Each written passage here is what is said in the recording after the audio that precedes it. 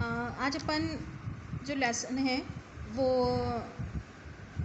भाग बुक जो है सेकंड मानव परिस्थिति परिवार विज्ञान 12th क्लास की एनसीईआरटी के तहत सेकंड पार्ट, जिसके अंदर हम इकाई 4 में वस्त्र परिधान के तहत लेसन 11 ले रहे हैं। ठीक है, जो हमारा शीर्षक क्या है, वस्त्र परिधान के लिए डिज़ाइन। आप लोग ये चीज़ जानते भी होंगे कि यह नियमित रूप से हम लोग अपने विभिन्न प्रकार के वस्त्रों का प्रयोग करते हैं और डिज़ाइन से तो भी हमारा संबंध रहता ही है कि हम लोग उसको देख के बहुत खुश हो जाते हैं। तो कोई भी चीज़ जो बनती है जो कोई विशेष सिद्धांत के ऊपर ही ये कार्य करती है, तो हम उसी के तहत इसमें आज ये बात करेंगे डिज़ाइन की। अभी हम इसके अधिगम बिंदु पे बात करेंगे बच्चों। इस अध्याय को पढ़ने के बाद शिक्षार्थी डिज़ाइन की संकल्पना के बारे में चर्चा करने योग्य बन सकेंगे। मतलब वो समझ सकेंगे कि वास्तव में एक हम लोग पहले जब पढ़ते नहीं हैं तो उसकी परिभाषा हमारी अलग होती है, लेकिन जब हम उसको शिक्षा के रूप में अध्ययन के रूप में ले लेते हैं तो उसके सारे मायने ही चेंज हो जाते हैं, उसकी परिभाषा ही हमारे दिमाग में चेंज हो जाती है। वही चीज़ें इसमें, ठीक है, चर्चा योग्य बन जाएंगे। उन तत्वों की पहचान कर सकेंगे जो डिज़ाइन सिद्धांत को संगठित करती है। मैंने आप लोगों को पहले बताया कोई भी कार्य किसी सिद्धांत के ऊपर ही कार्य करता है। ठीक है, वस्त्र परिधान के लिए डिज़ाइन सिद्धांत के अनुप्रयोग को स्पष्ट कर सकेंगे। इस क्षेत्र में विद्यार्थी किस प्रकार जीविका को तैयार कर सकते हैं, इस पर चर्चा कर सकेंगे। ठीक है, अब डिज़ाइन जो डिज़ाइन सिद्धांत है इनको अपने जीवन कैसे ले सकेंगे। ठीक है, उस पर अब हम प्रस्तावना की बात करेंगे बच्चों।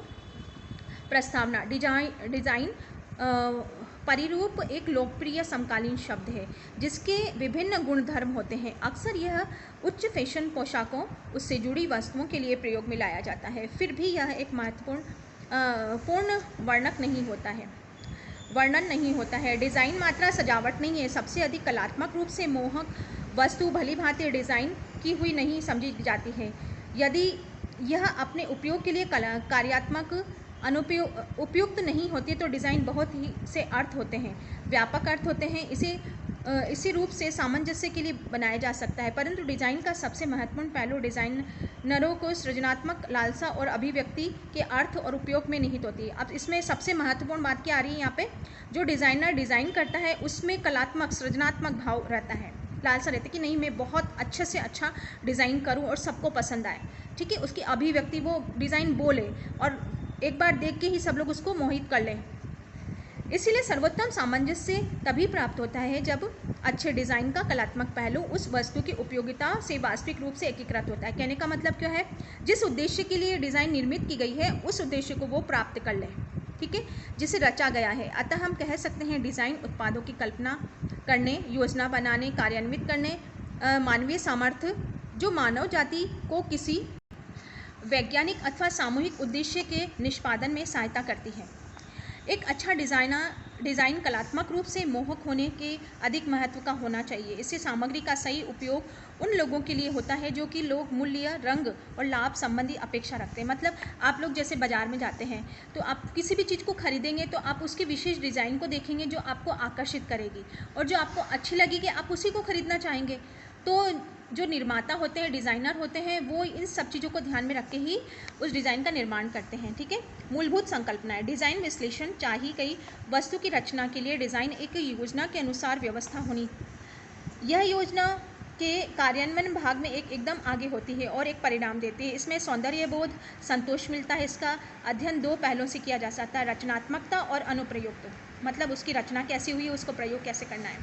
रचनात्मक डिज़ाइन वह है जो कि रूप पर निर्भर करती है, न कि उसकी सजावट व वस्त्र के उत्पादन, जिसमें कि सम्मिलित रेशों का मूल संसाधन, रेशों के धागों के प्रकार, बुनाई आदि में विविधता के लिए स्थितियाँ, जहाँ रंग मिलाना है पोशाक में, इस कपड़े की मूल कटाई, आकार से संबंध रखना है। अनुप्रयुक्त डिज़ाइन मुख्य डिज़ाइन का एक भाग होता है जो मूल संरचना के ऊपर बनाया जाता है। वस्त्र की सज्जा में रंगाई तथा छपाई, कशीदाकारी विलक्षण सुई धागे से काम करने के रूप में बदल देता है। इसमें पोशाक का संवारने तथा बांधने की युक्तियाँ सम्मिलित होती है जो अंतिम उत्पाद के महत्व को बढ़ा देती है। चित्रकला अथवा मूर्तिकला, अतः इस पर भी कला का अर्थ उसी प्रकार लागू होता है। अब हम बात करेंगे डिज़ाइन के दो मुख्य कारक कौन कौन से हैं, तत्व और सिद्धांत। डिज़ाइन के कला के उपकरण हैं ये रंग, बनावट, रेखा, आकृति और रूप। डिज़ाइन के तत्व सामंजस्य, संतुलन, आवर्तन, अनुपात, महत्व से सर्जन हेतु परिचालन किए जाए डिज़ाइन के सिद्धांत कहलाते हैं।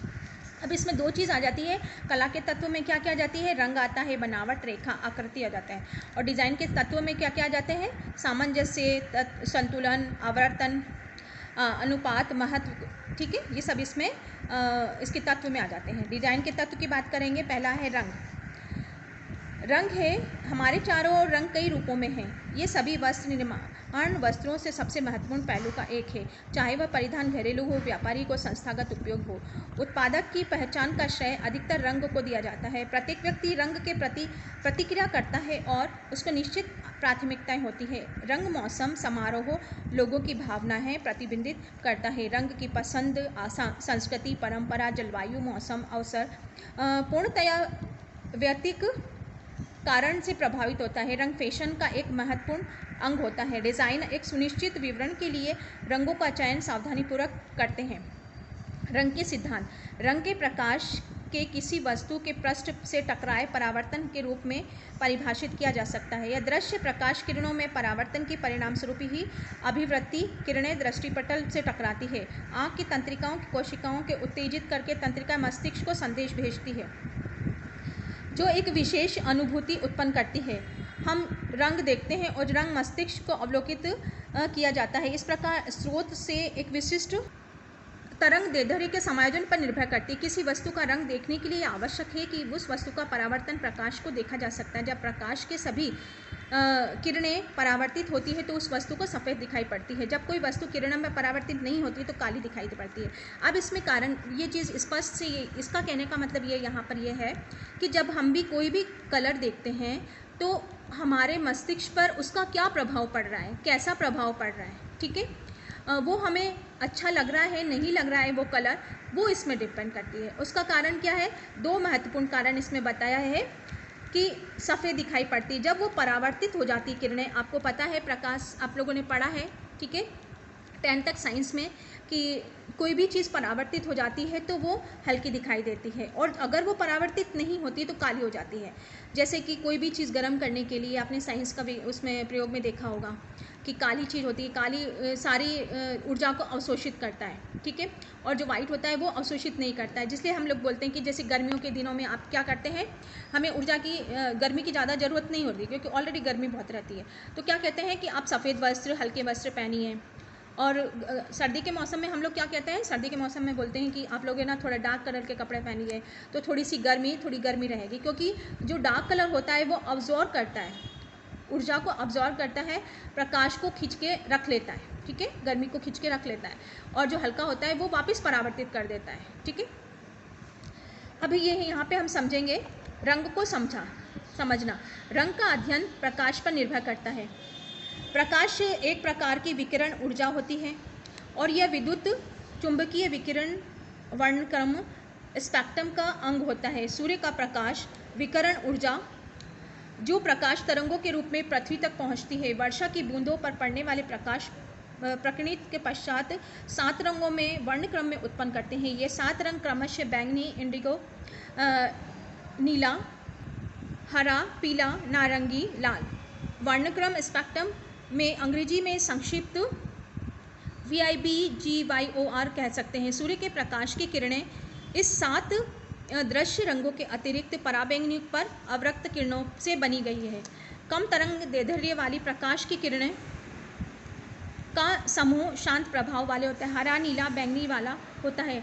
अधिक तरंग दैर्ध्य वाले प्रकाश लाल, नारंगी, पीला प्रकाश होता है। जो उत्तेजित प्रभाव वाले रंग को चूंकि प्रकाश विभिन्न तरंग दैर्ध्यों में बनता है, रंग के विभिन्न महत्व तीव्रता से देखे जा सकते हैं। रंग के 3 रूप में उल्लेखित कर सकते हैं, रंग, ह्यू, मान और तीव्रता के क्रोमा। ह्यू रंग का सामान्य नाम वर्णक VIBGYOR 7 रंगों को दर्शाता है। डिज़ाइन की दृष्टि से रंग का समझने में सुमेल रंग चक्र के संदर्भ में दिया गया है। यह रंगों के निम्न प्रकार से विभाजित कर सकता है। प्राथमिक रंग 3 रंग हो सकता है। येलो प्राथमिक रंग है, रेड प्राथमिक रंग है और ये बैंगनी प्राथमिक रंग है, ब्लू कलर, ठीक है। लाल, पीला और नीला, लाल, पीला और नीला ये वृत्त में हमें दिखाई दे रहा है। यहाँ पे हमें प्राथमिक रंग दिख रहे हैं, ये द्वितीयक रंग दिख रहे हैं जो बॉक्स में, चौकोर बॉक्स में दिख रहे हैं, और ट्रायंगल में जो दिख रहे हैं वो तृतीय रंग दिख रहे हैं। ठीक है, उससे सम्मिश्रण से उनका निर्माण हो रहा है। द्वितीय रंग है, ये रंग दो प्राथमिक रंगों से मिलकर बनाए जाते हैं। नारंगी, हरा, बैंगनी पृष्ठ में वर्णित दिखाए गए थे। द्वितीय रंग था ये, द्वितीय रंग। ठीक है, अब है तृतीय या माध्यमिक रंग। ये रंग चक्र निकटवर्ती प्राथमिक व द्वितीय रंगों को मिलाकर बनाए जाते हैं। इस प्रकार हमारे पास लाल, नारंगी, पीला, नारंगी, हरा, पीला, हरा, नीला, बैंगनी, लाल, बैंगनी त्रिभुज के रूप में हमने देखे। ठीक है, ये त्रिभुज के रूप में हमने देखे हैं। ठीक है, तृतीय रंग। इसके अतिरिक्त अन्य समूह जैसे कि उदासीन रंग, सफ़ेद, काला, धूसर, रजत, धात्विक, इनको अवर्णक भी कह सकते हैं, बिना रंग के रंग। सामान्य रंग चक्र रंगों को उनके विशुद्ध रूप से पूर्ण तीव्रता के साथ प्रदर्शित करता है। रंग का मान उसके हल्केपन या गहरापन से बताता है। जिस आभा का रंगत माना जाता है, सफ़ेद रंग मान अधिकतम, काले रंग का मान न्यूनतम होता है। ग्रे पैमाना मान चार्ट के मान का अनुमान लगाने के लिए 11 ग्रेड 0-10, ये काले रंग का मान 0 से अधिक सफ़ेद व दर्शाया गया है। इसके मान 5 धूसर व हूँ के जब रंग सफ़ेद रंग की ओर जाता है तो आभा, ये आभा जब रंग काले रंग की ओर जाता है तो ये शेड में बन जाता है, ग्रे माना। ये पैमाने जैसे कि हमें किसी रंग के तुल्य समान अनुपात लगाने में मदद करता है। ये पैमाना स्केल बनाया हुआ है, काला है और यहाँ सफ़ेद है। जैसे जैसे आगे रंगत है 1 2 3 4, ठीक है, जैसे जैसे उसका भार कम होता जाता है उसकी क्षमता बढ़ती जाती है, तो 10 तक इसका मान ले सकते हैं। ठीक है, ये शेड के द्वारा भी इसमें बताया गया है।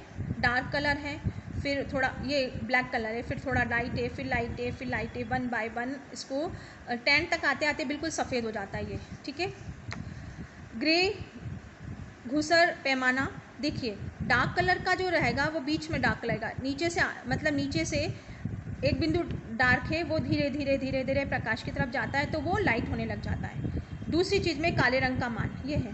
अब इसमें सफ़ेद रंग का मान देखते हैं, बीच में सफ़ेद है, जो सफ़ेद के पास रहेगा वो थोड़ा लाइट रहेगा और उसके आगे बढ़ता जाएगा तो वो काला रहेगा। तो ये सफ़ेद का मान हमें इसमें देखा है रंग की रंगत और आभा के रूप में। क्रोमा तीव्रता रंग की चमक व विशुद्धता होती है। जब किसी रंग की अन्य रंग के साथ मिलाते हैं तो विशेषकर रंग चक्र इसके विपरीत रंग के साथ मिलाते हैं तो मंदता आ जाती है। रंग की पहचान, हम में से अधिकांश अपनी सामान्य दृष्टि से विभिन्न रंगों को मान व तीव्रता में भेद करने और उन्हें नाम देते हैं।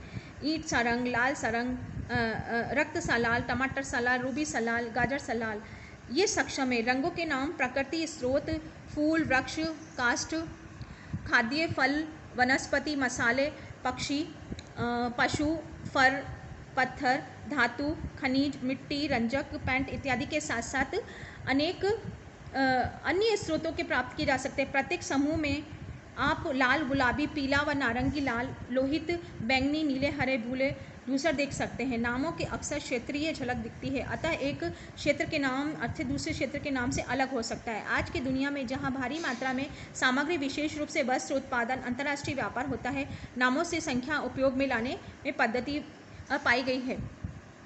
पैटर्न शेड कार्ड कहते हैं आभाओं के शेडों के विभिन्न तीव्रता और के साथ प्रदर्शित करता है। प्रत्येक को एक कोड संख्या दी गई है जिसको अंतर्राष्ट्रीय स्तर पर स्वीकृति किया गया है। इसमें फैशन के बारे में पूर्ण जानकारी देने के लिए विदेशों में उत्पाद का ऑर्डर देने के लिए सहायता मिलती है। देखिए ये आपको शेड कार्ड है, आप लोग कहीं जैसे कलर खरीदने जाते हैं वाइट वॉश कराने के लिए आपके घर के अंदर, तो आपको शेड कार्ड दिया जाता है और यहाँ भी ये शेड कार्ड दिया जाते हैं। ठीक है, पैटर्न रंग चार्ट होता है। वस्त्र में रंग,